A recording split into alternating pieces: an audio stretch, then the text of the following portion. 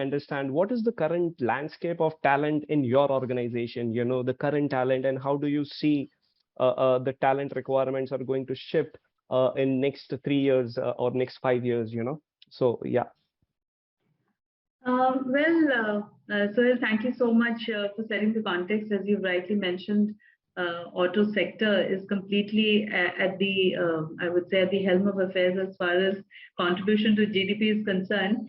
And if I talk of specifically the scene of talent in our set of companies, well, very, very buoyant, very volatile set of people. And in terms of total talent pool that we will have, mostly engineers by profession, and very, very innovative set of people who are having a huge eagerness to learn, contribute, and millennial workforce, younger talent. We've seen a significant shift in percentage of people whom we had within the age group of below 35 years in the last 5 years, dramatically increased. So it's a even mix now of a lot of younger people and older ones, but yeah, adding to the versatility of the talent pool that we have. So that's how the current pool is. Yeah, going forward, I think in terms of the skill sets and talent, skill mapping that we are looking at, with the EV coming in, with the whole customer preferences changing in such a volatile manner, and also I would say a lot of demand from the sustainable mobility solutions point of view, and adoption of digital skills. So there is a need to shift, for the needle to shift in that direction of adopting digitalization, of being able to be innovative and very impromptu at times. So that's how I see the talent needs moving. Sure. Thanks, Manasi. Mr. Jain, what's your viewpoint? I mean, how do you see the current talent landscape in your organization? Okay, thank you again, Suhail and team-based team. See, the auto and the auto ancillaries, or the tier 1s and tier 2s, are linked to the same objective. Now, if you see, as compared to a lot of sectors, the auto sector is into a lot of challenges, mainly because of the government's continuous intervention towards upgradation of technology front.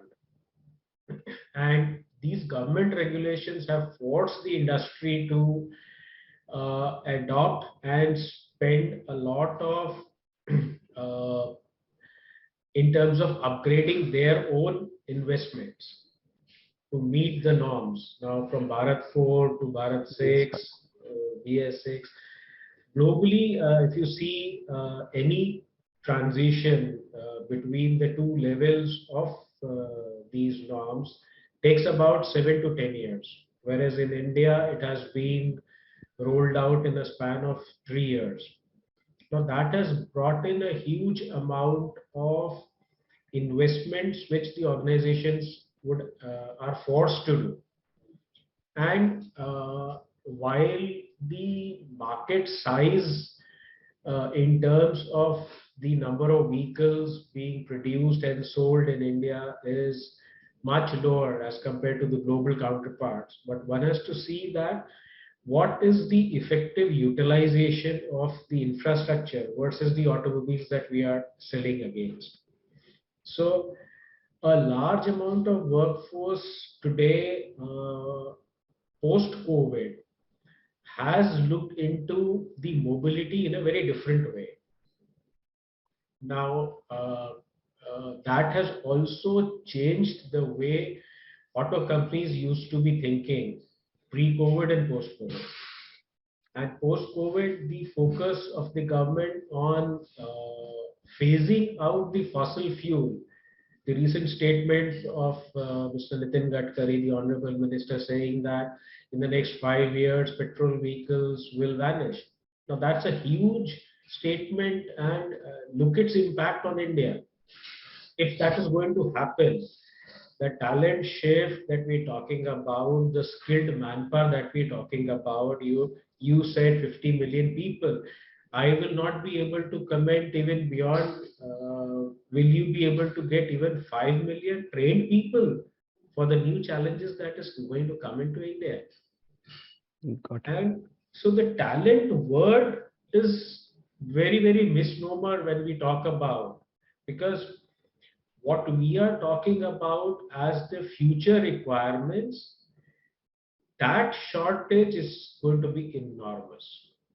And when we talk about bridging this gap through an apprentice or a degree apprentice program, uh, it is a much larger task, and it cannot be done by a handful of companies or a handful of institutions which have dipped in this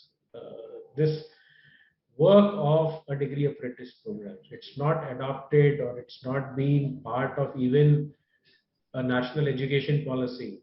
NEP also does not lay emphasis more on the educated from the apprentice side. Absolutely. Rather, it is only again talking. So one thing which I have always said is, going forward, the word skill will become more and more important versus a degree. Got it. And if you also see, more than 50% of the seats in engineering colleges today are vacant. Whereas all the vocational colleges, which are offering recognized vocational courses, you don't get seats. Correct.